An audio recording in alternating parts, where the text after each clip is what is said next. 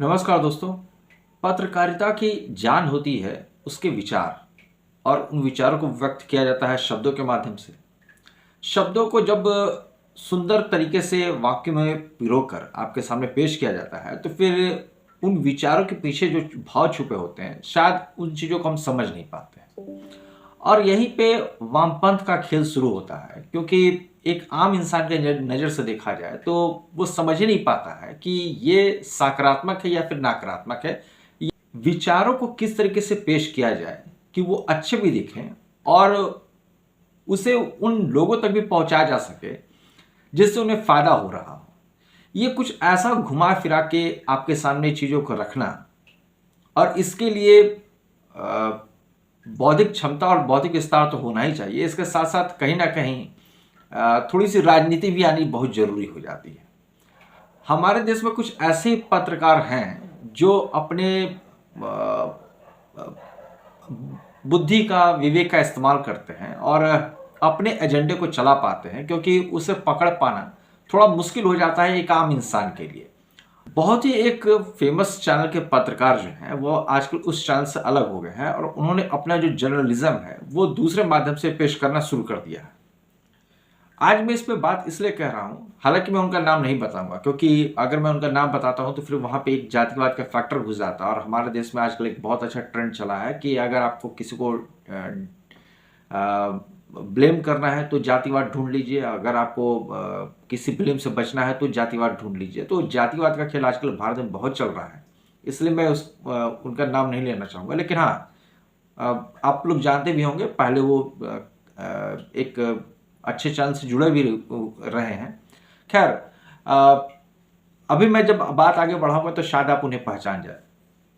बात यहाँ से शुरू होती है कि जब हमारे देश के संसद ने जब ये कहा कि अब नेशनल सॉन्ग भी जो है उसे भी काफ़ी महत्व मिलेगा और उसके लिए भी जो सम्मान होना चाहिए वो वैसा ही होना चाहिए जो हमारे लिए नेशनल एंथम का है।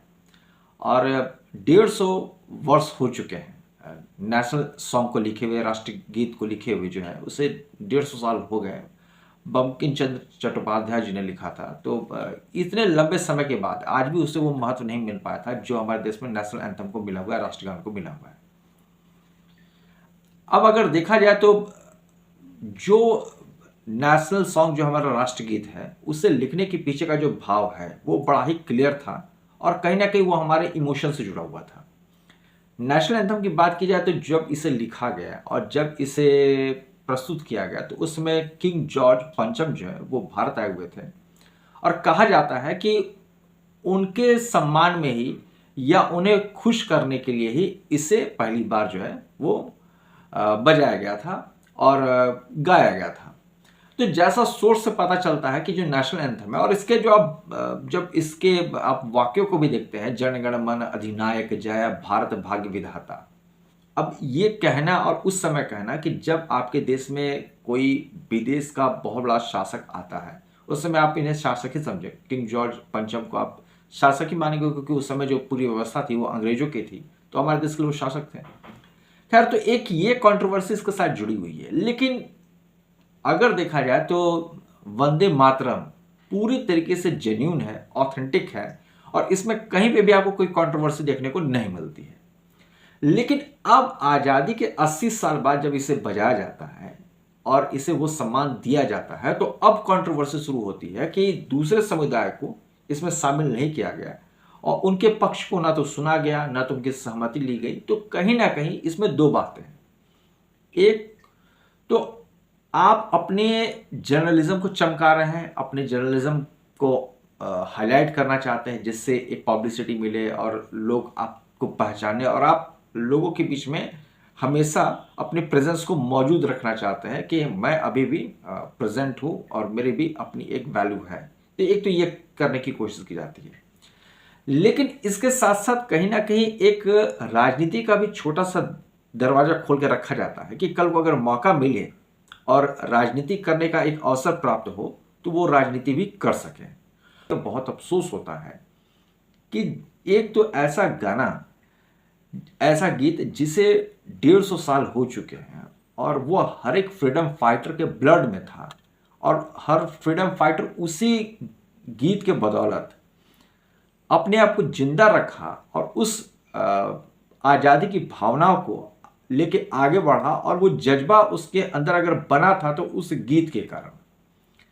आज आप चूंकि खुली हवा में सांस ले रहे हैं और आज वो माहौल नहीं है, वह शासन प्रणाली नहीं है, लोकतांत्रिक व्यवस्था है, तो फ्रीडम ऑफ स्पीच, जैसे मैंने पहले भी कहा था कि इसका सबसे ज्यादा बुरा इस्तेमाल अगर कहीं हो रहा है तो वह है भारत। अभिव्यक्ति की आजादी पे के नाम पे आप कुछ भी बोल जाइए, लेकिन भारत में सब चलता है, क्योंकि यहाँ पे लोग जातियों में बटे हुए हैं, उनको अपनी जाति व्यवस्था से ऊपर उठ के सोचने का कुछ मौका नहीं मिलता है। अगर यही होता कि ये किसी पिछड़े समाज के व्यक्ति ने लिखा है या इसे किसी दलित ने लिखा है, तो अभी इस पर भी राजनीति हो रही होती।